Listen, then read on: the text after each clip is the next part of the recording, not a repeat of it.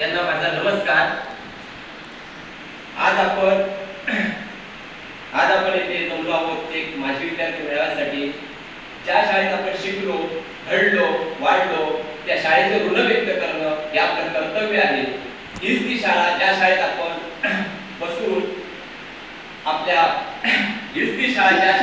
बसून पुस्तकाचं पहिलं पान हातात घेतलं। हीच ती शाळा ज्या शाळेत बसून आपण मोठी स्वप्न पाहिली आणि आज जे आपण प्रत्येकाने आपल्या जीवनात प्रगती केली आहे ती त्याचा पाया याच शाळेत रचला गेला। बांधवांनो, याच शाळेत आज आपल्या गावातली नवी पिढी बसून आपलं भविष्य घडवण्यासाठी आहे, आपले स्वप्न पाहण्यासाठी आहे। आज आपल्याला या शाळेसाठी आपल्या मदतीची गरज आहे।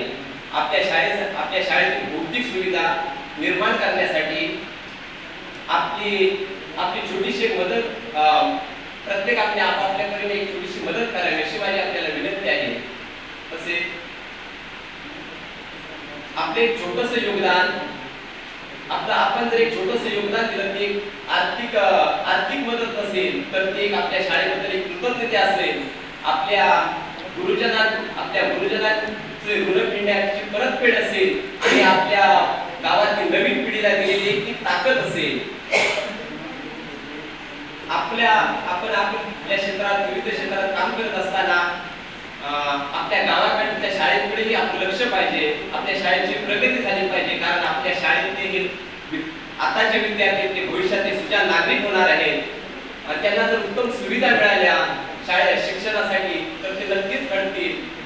मी आजच्या या सणासुदीच्या काळात आपण आपला अमूल्य वेळ देऊन आज इथे सर्वजण माजी विद्यार्थी उपस्थित राहिला त्याबद्दल शाळा व्यवस्थापन समितीच्या वतीने आपला मनपूर्वक आभार व्यक्त करतो आणि या शाळेसाठी मदतीसाठी आपापल्या क्षेत्रात आपली उत्तमोत्तम प्रगती हो, आपल्याला उत्तमोत्तम आरोग्य मिळो अशी मी माझ्या गांगेश्वर राजांनी प्रार्थना करतो आणि थांबतो। धन्यवाद।